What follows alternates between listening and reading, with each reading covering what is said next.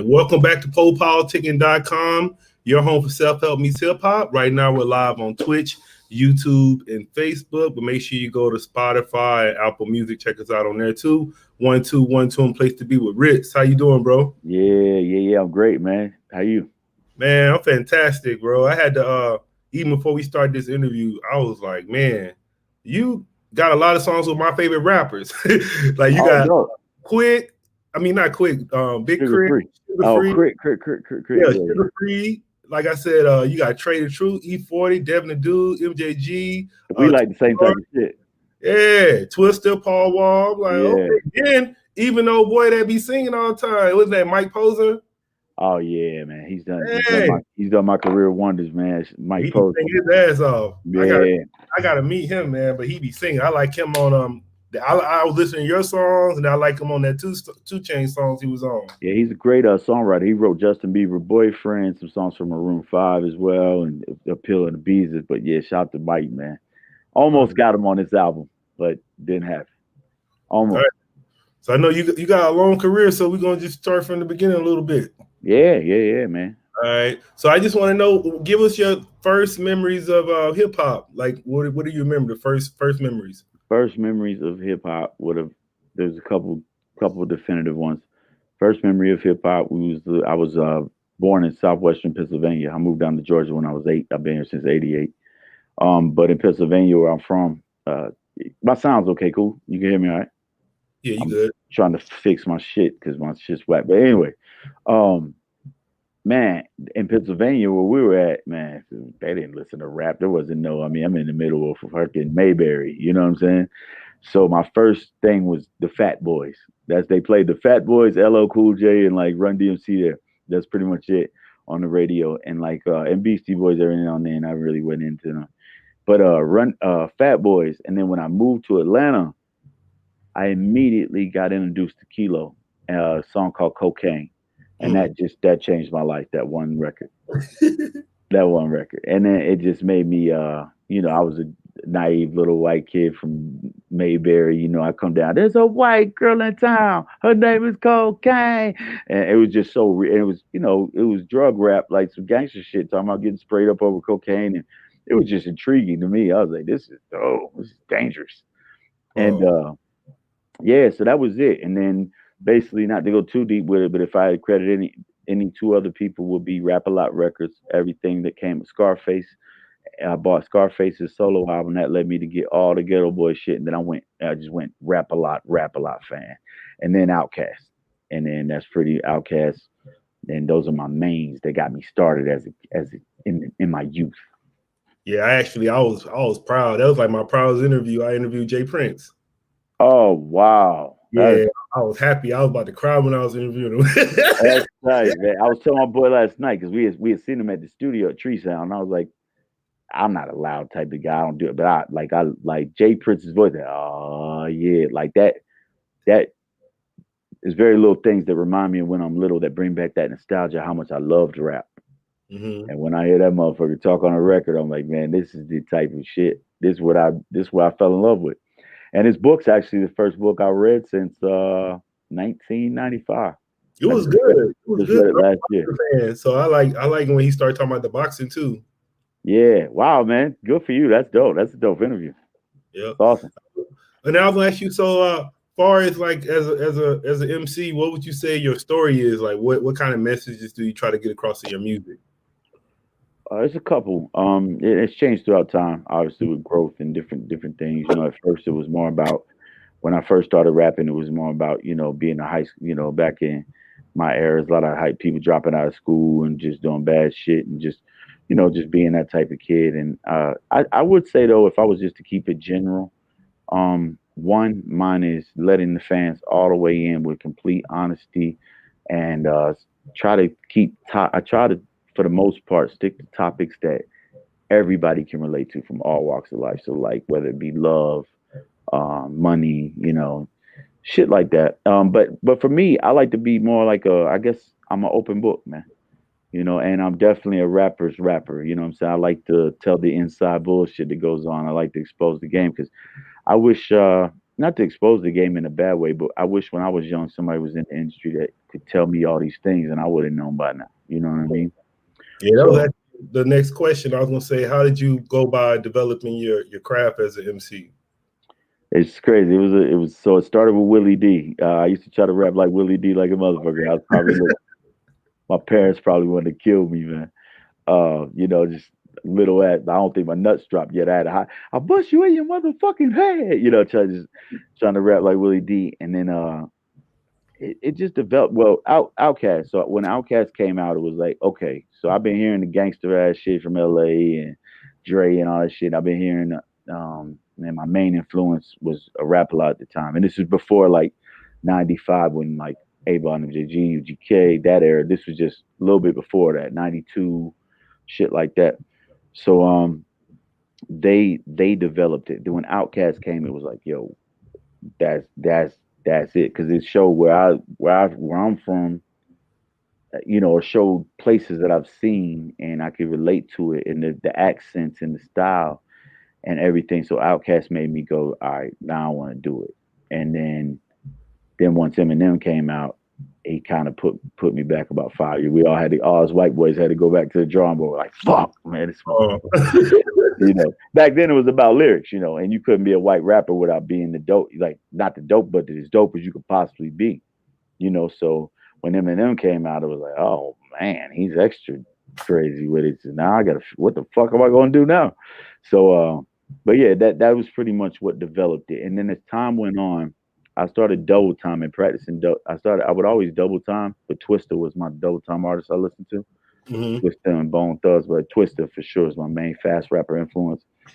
I didn't really find that fast rap my real calling, my style, rapping double time over down south beats, until I got so tired of I was getting so tired of crunk and snap. And I was doing a lot of clubs then, and my music had content and lyrics, and they could do it, man. Why he all right, you know what I mean? But it wasn't. I was getting respect for it. So now I started seeing Yellow Wolf doing these kind of clubs. I didn't even know him, but I met him through somebody doing these kind of like, I won't say white boy shit, but like some hipster shit back in the day, like some graffiti ass, that type of crowd. That wasn't my scene. I wasn't familiar with it. So but yeah, all that developed what it was today. But I would definitely say Twista with the fast shit, Eminem with the syllables, Outkast for making the most beautiful music ever, and the gangster shit, always the realest shit is Tupac and fucking Rap a Lot, Scarface, Ghetto Boys. That's War Boys, Devin the Dude. Yeah. Do you remember where you was the first time you saw that Players Ball video? Oh my God! You know what? I don't remember where I was, but I remember going to the Goodwill and buying me some Adidas pants like Big Boy was wearing. Yeah. Big Boy's the only, it's like Big Boy's the only guy. Hey, do me a favor. I know this is. Let me do this. Does this sound worse? No, you good. Oh, you can hear me this way? Yeah. You sure? Because I put them back in if not. But I was just having trouble, All right, cool. Yeah. Nah, but I went to the Goodwill, man, and bought bought the Adidas pants, like the 3 stripes down the leg, like Big Boy wore in the video, man. Big Boy's the one rapper, like, now I'm sure if I meet Jay-Z or some shit, but I'm not that I'm against the fanboy thing, but I'm just not that. There's very little artists that I'm still fans of, But yeah, so when I'm around Big Boy, I mean, my whole what's it called? My catchphrase, yeah. I stole that from Big Boy. He'd be like, yeah. You know what I'm saying? It is what it is. So being around him, I try to, I know how to play it cool. But it's weird because I used to I used to dress like you. I used to watch how you walk. I'm just like, man.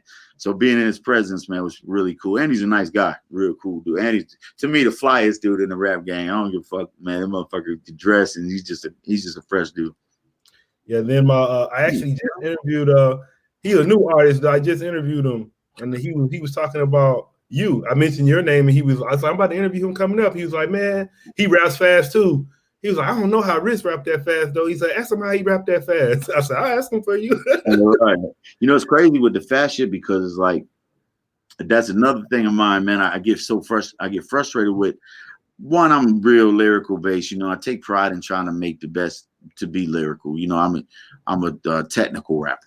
You know, so it's like, you know, it's not everybody's cup of tea. Not everybody wants to hear all that shit all the time. But I, you know, really wasn't about rapping fast. Unfortunately, I think that's where a lot of these people are making their mistakes. But maybe not though, because nowadays the fans can't tell the fucking difference. Mm-hmm. But I hear a lot of fast rappers that, you know, rap fast but don't say shit. So it's cool that he said that about me, but I definitely like to be known as somebody who's got content more than a, you know, just a fast rapper, you know, because so many people out there. I was doing a show when the blow, when you know how to go, when the flow, when the, and it's like, come on, man, he ain't saying shit. He was doing that. Then I was like, I had to break it down. I said, so what did you actually say? Yeah, it's something simple. Yeah, exactly, and it kills me too because I'll do a feature with somebody.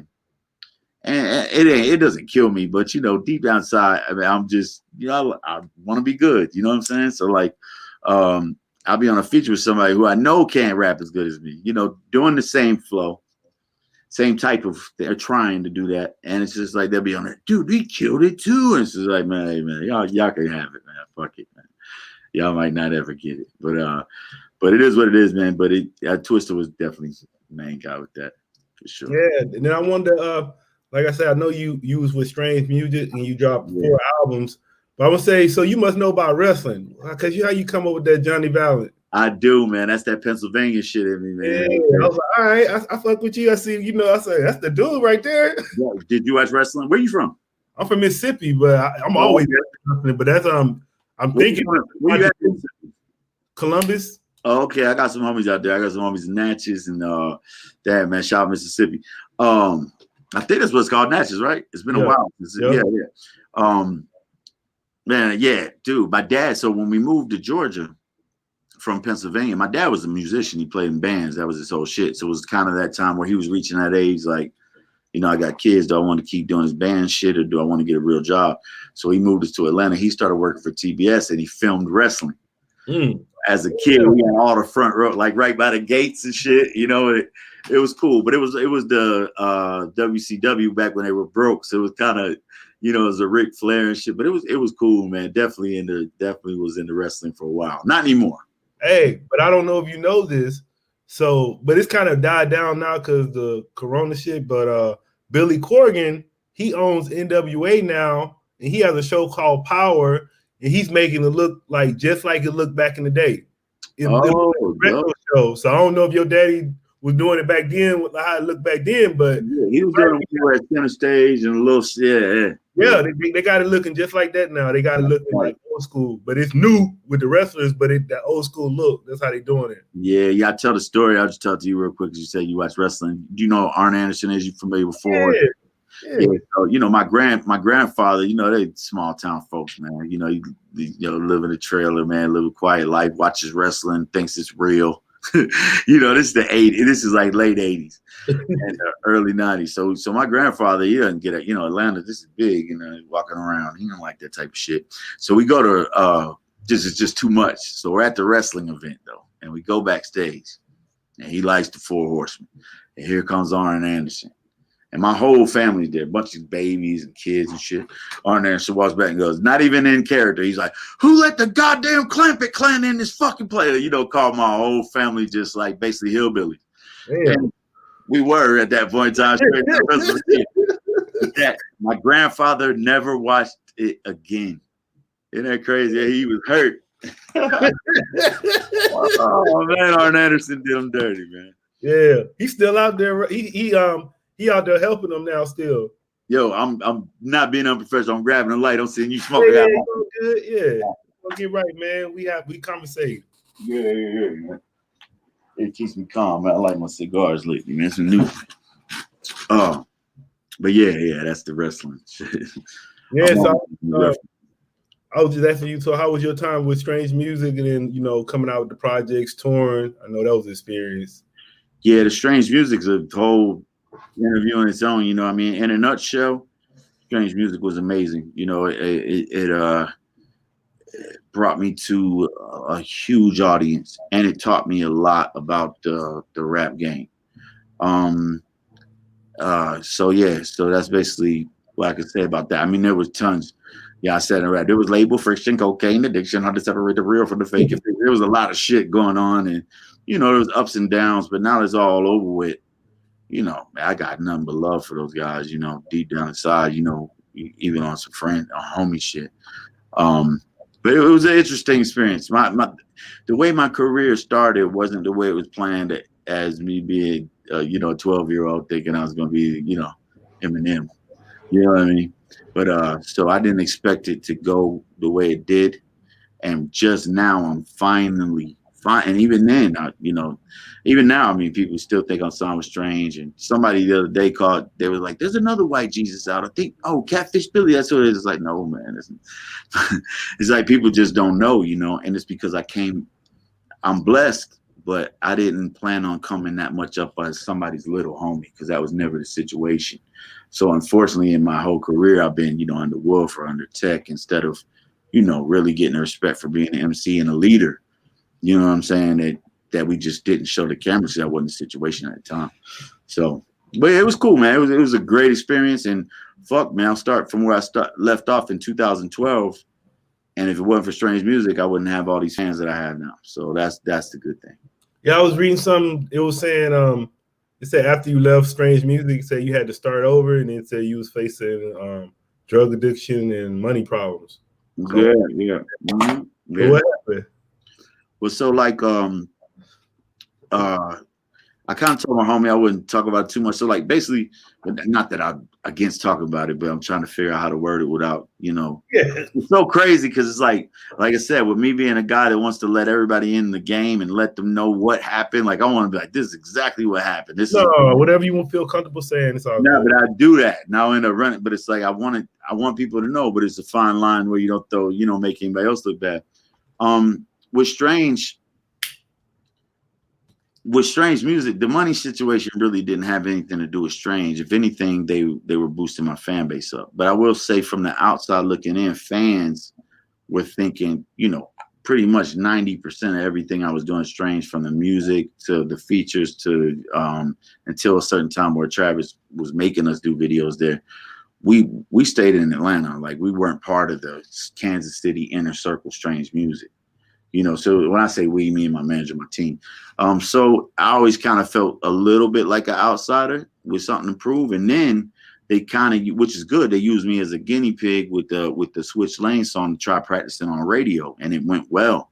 I almost had a number 10 record. And as soon as I went into the top 10, was about to creep in and change my life, they pulled it.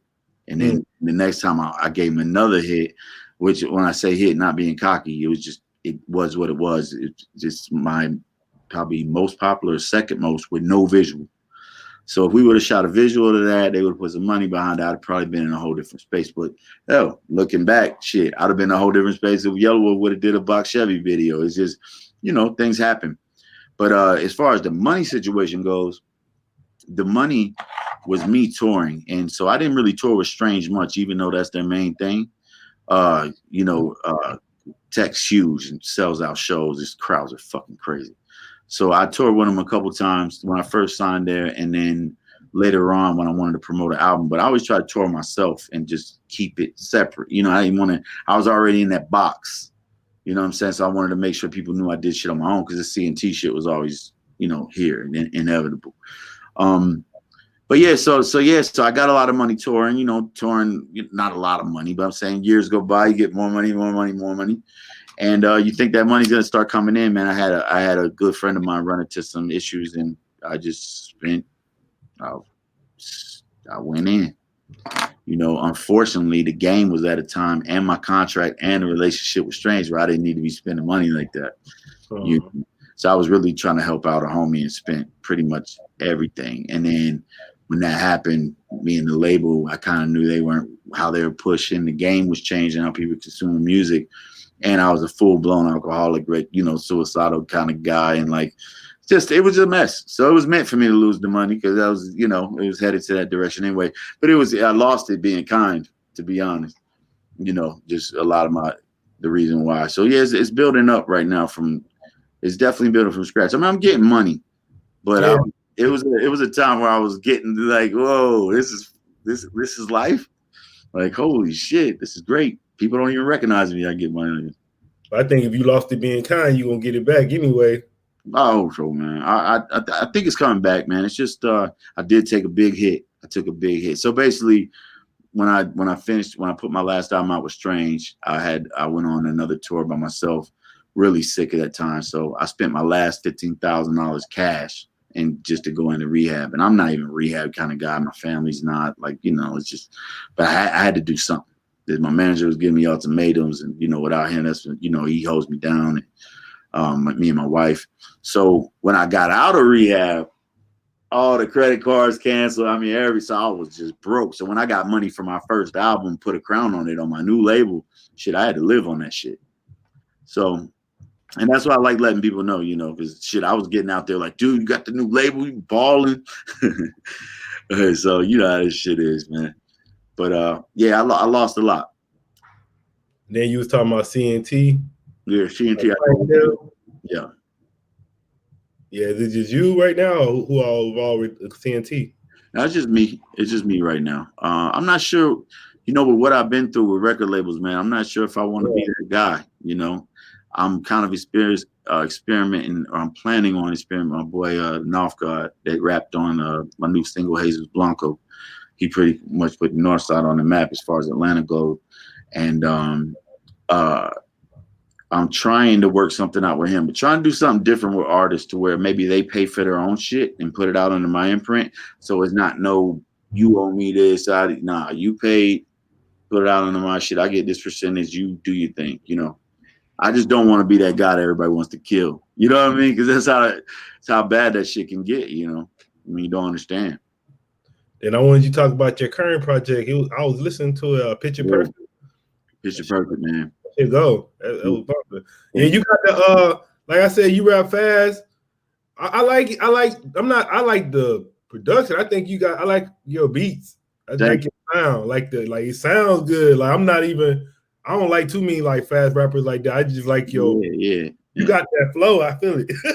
Yeah, thank you, man. Thank you. Yeah. You know, it's weird, man. You know, it's the time. You know, sometimes I think back with timing. You know, right when I came out, there was Yellow Wolf, MGK, somebody else. There was 3 fast rapping white boys. So it really, like, right when I finally dreams came true, I came up under. You know, I was the one that influenced the fast rapping white boys. So it's like, but I'll never get that credit.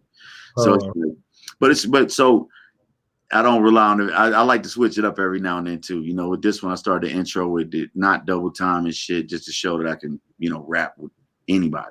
Yeah. You know, but fast rapping, I just found it, man. You know, the down south beats got so slow for a while, you know, through that 2010, 2007, 2005, that little scrappy era, all the way up to snap, all the way up to that shit.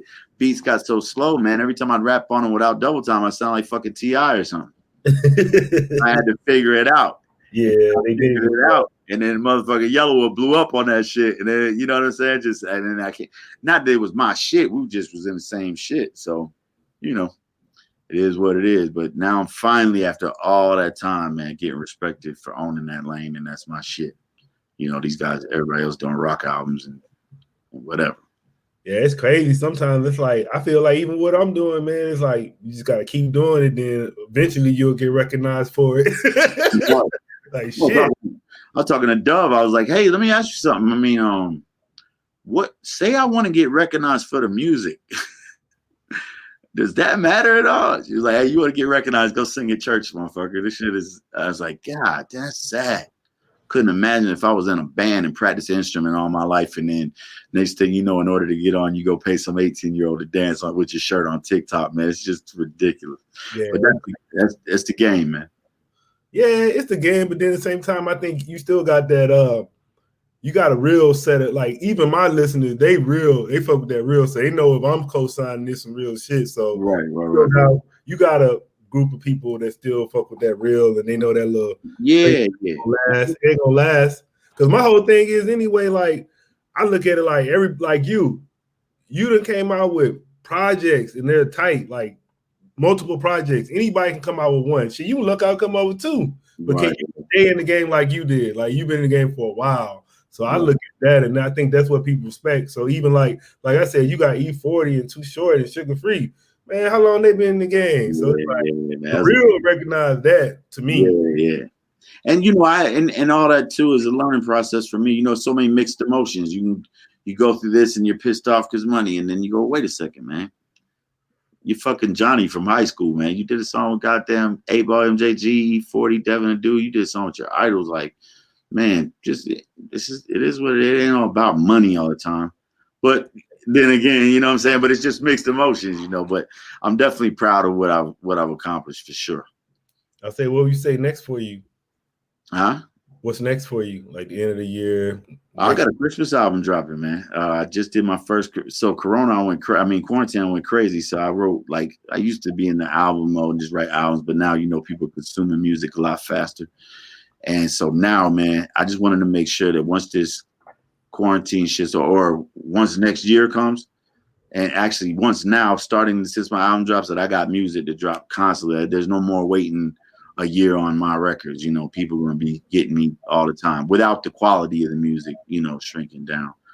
So, but yeah, I got a Christmas album, man. I will say this, I'm do it every time, even though my album Picture Perfect's out now. I'll go get Picture Perfect. But man, the Christmas album, I think is the dopest shit I've ever made. I'm so proud of it, man. It's crazy. You got like real Christmas songs on it? Yeah, and it's weird, you know, when I tell people about it, it's kind of funny, like the same way your face is. It's like everybody Christmas album, you know, it doesn't really. That's what I'm saying. And I heard it back to myself, and I don't even like, you know, I'm very self-conscious, negative on myself. And I heard it, I'm like, wow, this is fucking good. And I just took it, I kind of treated it like a Christmas special. I called it Ritzmas. I play on words, but more like to put a definition behind it, it's Christmas through the eyes of me. So it's like a bunch of, I do traditional Christmas, there's perverted shit, there's deep shit, there's talk about, you know, not surviving, there's religious shit. I tried to cover each spectrum and make all of them run. It's 36 minutes, man, of just a Christmas special, bro. I can't wait till it come out. That's what's up right there. Yeah. Cool. So what are some of your interests outside of music? Cooking, bro. I'm all about the cooking game. So that's another thing too. It was just so much focus on the music this year, and then with not touring, not making money, wasn't a good year to necessarily go recipe trying. You know, it gets expensive. But last year, a couple years ago, I put out a little run called Starving Artist. That's why I go by the Starving Artist. And man, basically, I'm infatuated with cooking. That's my new passion in life, as I've gotten in my mid-20s till now. And yeah, man, I just love to cook. So if I'm not rapping, I'm cooking. You know, so that's the goal. So I'm hoping early next year we'll start doing more episodes of Starving Artists and finally release the cookbook. Yeah, I was saying, when you doing I saw something on your Instagram like sobriety series. Yeah, so sobriety. So I do that. That's tight. Thank you, man. Yeah, I do that every Saturday. Every Saturday at 9 on Instagram. I do a Saturday sobriety session. It's kind of like an AA meeting, but not so strict, you know, or not necessarily so strict, but I mean, you know, you put a fucking rapper on Instagram talking, you know, it's like there's no judgment here. You could drink, do your thing, just let it out, man. You know what I mean? So I don't know, when all this shit was going down, it was like everybody was going live, and I was telling my manager, I just felt like fake, being like, yeah, man, I'm in this bitch, you know, trying to act like I'm like, I just stopped drinking, you know what I mean? Like, so it's like, what can I do to relate? And I was like, dude, do your life, do sobriety thing. Like, try it out. And man, it's been very rewarding, man. It's been, you know, underestimate, you know, exclamation point. We've been dope. We've been helping a lot of people, and it's been helping me every week. So how long you been doing it for? I don't know. I think maybe, you know, time goes so quick. Maybe 4 or 5 months now. Maybe. Every Friday? Every Saturday. Every Saturday at 9 p.m. on my IG Live. So, you know, anybody out there is dealing with addiction, or just you even thought about it, or just thought about you might have a problem or have a family member, or mental health, anything. You just want to get on there and talk about some shit that happened to you as a kid. It fucks with you as your life. You know, it's good to get that shit out. So I've been trying to so weird, man. I never knew I'd be this kind of guy, but this is where it would go. But, you know, it is, and it's cool. I'm really happy with it. And, yeah, so if anybody out there watching right now, man, anytime, man, you can always come join us, man. Ain't no fucking judgment. We're chilling, talking to a bunch of drug addicts and alcoholics with problems, and we just get on there and vent and talk about what's going on. I'll say, how did the COVID affected you any? Yeah, well, as far as that goes, as far as sobriety, This just life in general. Has it affected your life? yeah. Well, one, I like, man, dude, I'm a very self-conscious writer. Like, it'd take me 4 hours to write a verse sometimes. Like, I don't go vibe with people. Everybody wants to vibe. Like, I like to be alone, and write. But the quarantine, something happened. I don't know if it was sobriety mixed with it and just the timing or where I'm at in my life. I was just like, yo, I'm gonna write. So that's all I did. Of course, it's, me and the wife getting on each other's nerves a little bit. And I tour so much, though. I'm so happy to be home. So on the low, I'm really happy. But I lost a shitload of money, you know what I mean? So, but it is what it is. We're all losing money right now. So, or most of us. Yeah. Okay. So how are y'all adjusting to not having the tours? Are you doing like the virtual performances yet, or not yet? Not yet, man. Not yet. We've entertained the idea of them, but I don't want them to come out sloppy. They gotta be right. So hopefully, so hopefully we've been working on some shit. So hopefully that might happen. There's been one-offs of people trying to, offer us to go to certain places, but then as they work, the money is, they got the cash. There's a bunch of shit going into it. So it's scary though, man. Because I don't know what the future of live music holds, and that's 98% of my income. Yeah, I'm gonna ask you. You say you don't know what the future holds? Yeah. I have no idea, because everybody thinks it's just gonna go back to normal one day. I mean, I'm not a.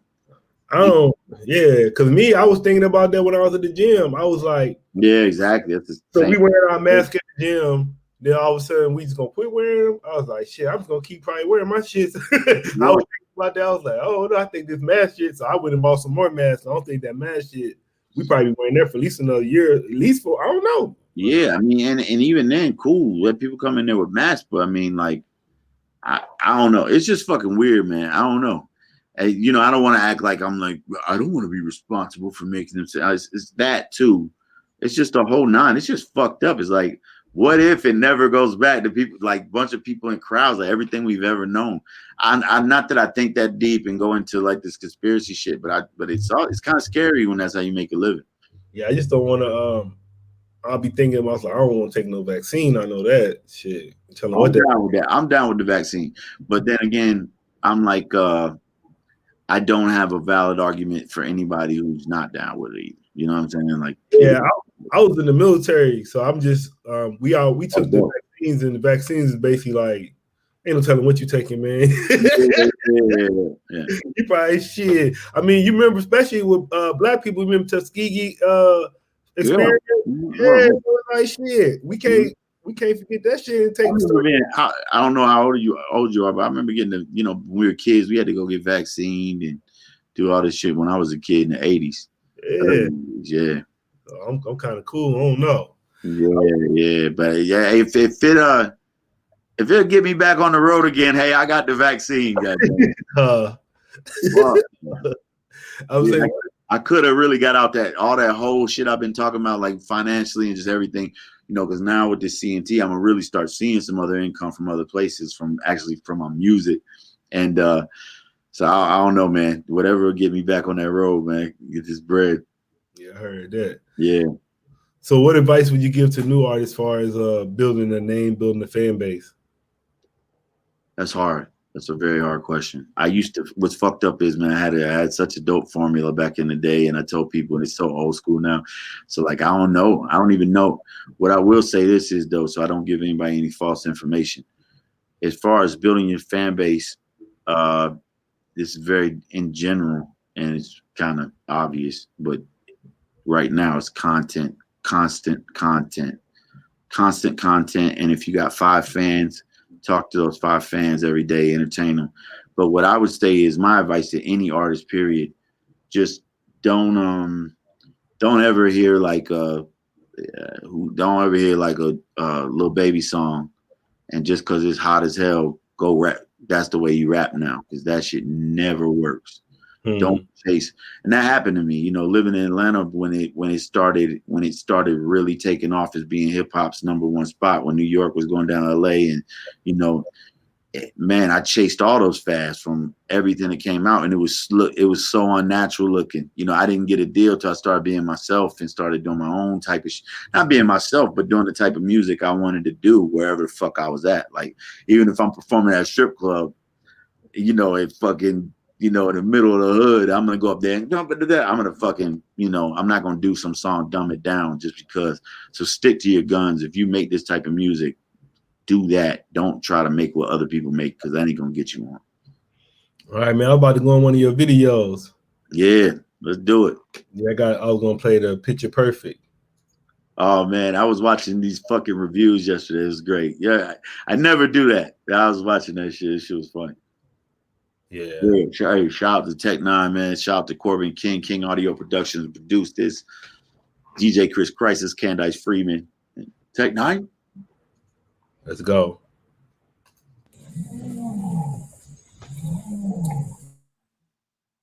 You the guy from the BT cypher, right? I saw you one day, you on Sway with gunplay. That's me. Still sign with Tech, well tell Wolf what's up for me. I miss Rittz back in the slum days. My ex-girlfriend said you hung to someplace. Maybe the sun sweet, you remember that? Said you was cool till you got real drunk and just changed and put some one face to the wood in the bookcase. The TV stand, whatever it was, damn. I heard you like to soak in the tub, it's not cold. No, I heard you cussed at the crowd for starting a mosh pit. What was that, at the Nova in Norfolk? I forgot. I told them my homies at your door. I like when you rap fast more than going slower. I got a joint, brother, was told you don't smoke. What I do? What with you? I tell you what short don't. I don't want to get hot with somebody so not eat. They believe in every word that they heard and stay making up dirt like I'm not a normal person. Like I'ma let them talk to me a certain way. That my spit shit's cool in a certain pace. To a beat like this, fuck yeah, but I do observe, get disturbed. People say the words getting nervous cause a shirtless jerk screaming like it's Kurt Cobain. I hate a person that I purposely prefer to be a loud mouth, trying to be a tough dude. Then I'm getting roundhouse. What you think I'm talking kung fu, guns through, bow bow, letting off rounds like a countdown. Blood stained brain, blood strain full of gasoline and my coke. And I'm so sick, even if I see a titty bit of camera trouble when they eat it out of immediately. Even if she didn't shower, I'm an animal. And again, if I get a hint of semi-roll, then my little minute goes soft. Ever been tipsy when you fucked a musty pussy and your dick was feeling fishy? Tell that bitch to go wash. Someone's deep body wash, stick it up beside the pussy. Honestly, I was shocked. She ain't even kind of ugly. Judge a book by the front cover. The inside is nothing like the thought. Try to spot demons when they hide it from me. Since I'm benefited with hitting agendas. I had to hit, but I didn't dig in as much as I could. Family members could be as venomous any and cobras. They got a motive and they cover for blood. Suck on my pocket's dry, not surprised. I ain't even enough for brain. Watch the side, I said die. Like an avocado green. Watch a guy on my side. Send a book around on me. You can paint it pretty, gets petty, you wanna see, but nothing's picture perfect. The worst gets blurred by the naked eye. Scratch the surface, the rats and serpents. Skeletons search for a place to hide. Nothing's picture perfect. The worst gets blurred with the naked eye. The scratch the surface, the rats and serpents. Skeletons search for a place to hide. A place to hide.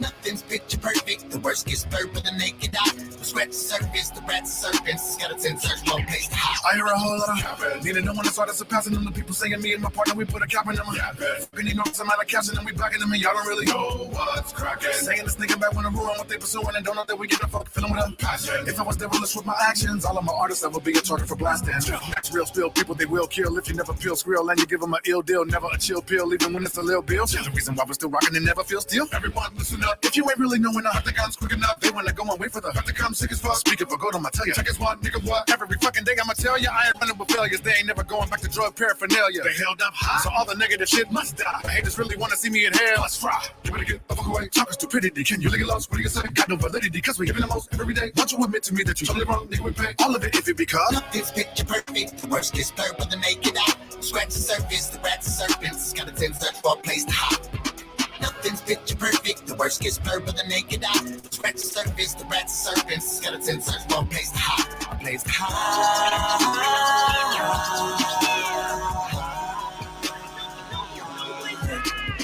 Nothing's picture perfect. The worst gets blurred with the naked eye. Scratch the surface, the rats and serpents. Skeletons search for a place to hide.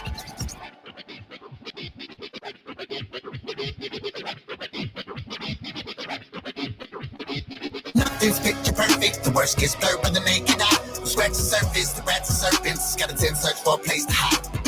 Nothing's picture perfect. The worst gets blurred by the naked eye. Scratch the surface, the rats and serpents. Skeletons search for a place to hide. A place to hide.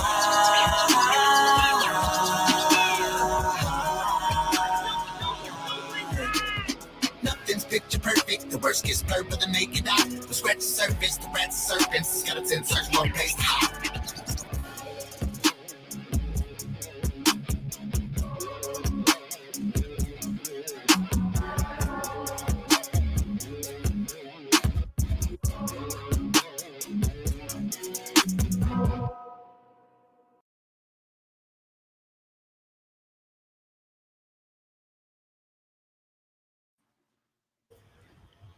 I can't hear you. Can you hear me now? But you good though. Yeah, hello? I can. Yes, sir. Yeah. Yes, sir. I was saying, I noticed too, I was looking at some stuff, the Rock we playing your music.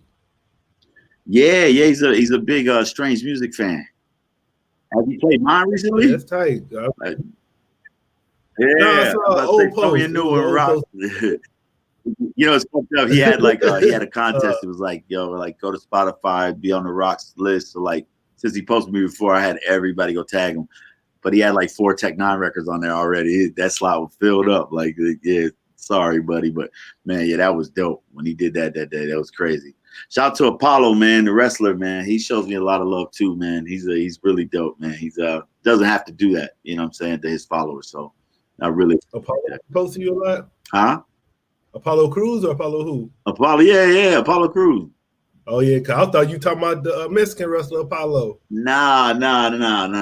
Apollo, man. I don't watch wrestling that much. So I just see his shit, and I know he's like popular now and shit, and like he's always been cool. I just always appreciate that.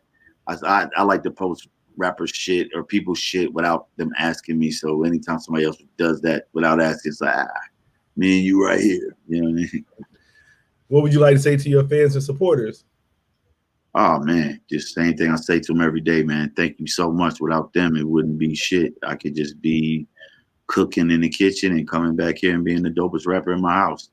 So the fact that y'all stuck with me and just how hard you go for me, man, and just, you know, y'all a bunch of crazy motherfuckers, man. I really appreciate all the love. They really do love the music, man. It's really just a diehard fan base, and it's crazy even saying the word fans, you know. It's just cool, man. I just appreciate them for listening to me, man, going in for me, man, sticking behind me, you know, being on the Rittz team. I had to ask you one of my homies questions since you cooked. So yeah. you're at a dinner party, so you can invite three like historical people from the past, like dead people. What 3 people would it be, and then what are you gonna cook for them? They have to be dead? Yeah. Oh shit! I'm trying to think. He talked to a fucking a burnout. I'm trying to think of who's dead. Let me think. Who's dead? That's fucked up. You got to give me a minute on that one. If we did a live, I got you right now. I'm gonna invite Bobby Flay over. I'm gonna Bobby. If I see Bobby Flay walking down the street, I'm gonna do like Michael Jackson, like Michael. You know what I mean? Like. So who alive you invite over there? I'd probably definitely invite Bobby Flay. Definitely invite Bobby Flay. Who else likes some? Who else? Somebody that appreciates some food, man.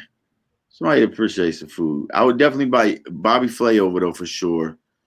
And man, dog, that's a hard one. I don't know, but let's say fucking Snoop Dogg and Martha Stewart. See what the fuck they think about my food. Hey, Action Bronson. I love to have Action Bronson on a record one, and shit, be in the kitchen with her. That would be dope. Then what you gonna cook for him? I don't know. He's pretty gangster, man. I don't know. Like as far as on what he does, I don't know. I got a wide range, man. I probably, but you know, just to show people what's up, I normally go with tacos. I use a lot of chilies and it's a lot of sweet heat, a lot of Southwestern flavors, heavily Bobby Flay influence, but you know, with my own style. But yeah, man. What kind Sorry, my mind was blank at dead people. I was like, you know. What kind of tacos? What kind of tacos? Shit. I like not barbacoa. I like pastor. You know, some pastor tacos, a nice tortilla salsa, queso fresco, or fish tacos. I love fish tacos too. Definitely gonna be homemade tortillas though, for sure. It's gonna be done right. You ever cook lamb? Oh yeah. Yeah, I got some lamb. We don't know. I just bought it for the first time. What should we do with it? How we should cook it? What did you you answer the question? So it depends on what kind of cuts you got. So like lamb. Let me go get it right quick. Go ahead. Oh. You don't love this shit unless you got the cheek piece. It might be a cheek piece. Yeah. It's weird about lamb too, because I'm not you got a loin, bro. What does that say on the pack? What does it say that is? Lamb breast. Oh, dude, you got the lamb, man. Yo, that's dope. They don't even sell that shit where I'm at. That's like a tenderloin. I could be wrong right now for all my foodie people out there. I would not go to culinary school. I just love to cook. What I would do with that? Two-piece. Is that a hold on? It's hard to see. What's it say on there? Say lamb breast 2-piece. Lamb breast. I've never seen. I always seen chops. That could be like the fucking loin. I don't know what the fuck that is. Yeah. It's wet. But hey, if that has a bone in it, does it have a bone in it? My wife's laughing. She's like, "What you fucking doing?" No, my wife's like, "What the fuck you doing?" Does it have a bone in it? Yeah. Okay, so what I would do with that, just so I don't cop out of the question, so people know about my shit. So I would take that, and I would put whatever kind of seasoning I'd like. Rosemary, mint goes good with lamb. Cumin, some kind of Indian flavors go good with lamb. Or shit, barbacoa, Mexican flavors, lamb. You could turn, of course, Greek with the garlic and the oregano. You could do it that way. A lot of people with chops rub it with Dijon mustard first, the mustard tangs down that gaminess to the lamb, and so some mustard. But what I would say is sear it first, so you're not going to get that sear with the mustard. So heavily salt and pepper, nice seasoning mix, sear it. Then put it in a low cooking oven after you sear it on all sides and let that shit cook down for a little while. Keep checking it till it's like however you like your steaks, you know, whether you like it medium, medium well, medium rare, and check it till you like it, man, and slice that bitch off. You know, it's going to be tender, man. You make sandwiches for days, a little roasted red pepper mayo. I love cooking, man. And lamb is one of my favorites. It's like if a taco truck, meatball truck, lamb truck was there, which one am I going to? I don't know. That's horrible. Yeah, I got we just doing some right now. Like when I go to the store, I'm just looking for something we never cooked before, and I'm trying to grab it. No, it's cool. It's fun too. Yeah. Especially fun when it succeeds. Yeah. And you're not like, oh shit, not getting this again. Yeah, that's the fun shit. All right, bro. I want to say thanks for coming through politicking with me. Appreciate it. Yeah, man. I'm gonna have to check out your cooking now, man. I gotta go see what you do with the lamb, man. You gotta tag me. Yeah, I'm gonna send you a picture of it, man. I don't be posting my food, but I'm gonna send you a picture. Please, man. Please do. I'd love to see it. Just even if it looks terrible, I'd love to just see what you did with it. I love food, man. But hey, man, thank you so much for having me, man. I appreciate the questions. You know, man, just everything, man. Thank you so much, man. No doubt. You got any shout outs? Oh yeah, man. Shout out to the motherfucking fans. Everybody who supported me from day one, and all the rappers that kept it real. And even if you talk shit behind my motherfucking back and I didn't know it, if you posted my shit and just been cool with me and supported me, I appreciate it, man. Thanks to everybody who just shows me love, man. It's at the end of the day, it's my fucking job. And sometimes people forget that. So yeah, that shout out Brittany Nicole. She been here the whole time commenting. Oh yeah. What's up? Shot. What up? Yeah, she been on the whole time. She ready for Rittz and all that. Oh man, Rittz is crazy. And if you're into shit like that, when it's ready, we'll send you a package. We're gonna send some gifts out to some special people just to hear it, man. Just to, dive into the holiday theme, man. I'd love to send you one. All right, for sure, man. I got you. Yeah, hell yeah. All right, then I think social media is just Rittz, right? Yeah, social media is Rittz. Rittz Instagram, the real Rittz Twitter, but just Rittz. Look for the long-headed, fucking weird-looking guy. It's not a beard. Some motherfuckers think I got a sideburn beard or something, man. It just hangs up. Yeah. Nice beard, bro. It's like, who grows a beard like that? But yeah, man. That's where to find me, man. Rittz. And Rittz, oh shit, I'm tripping. My manager's probably watching this like, you motherfucker. Rittz Music on YouTube. Subscribe to my fucking YouTube page. Us artists, we cannot get our shit out there until our videos start doing views. Then everybody goes, oh, that motherfucker's hot. But you can't get the views till you get the subscribers. You need your fans to show love. It takes 2 seconds. Go make you a fucking account. Subscribe to the YouTube page. And I'd appreciate it so much, man. And just thanks for listening at the end of the day. All right, y'all. We out. Hell yeah.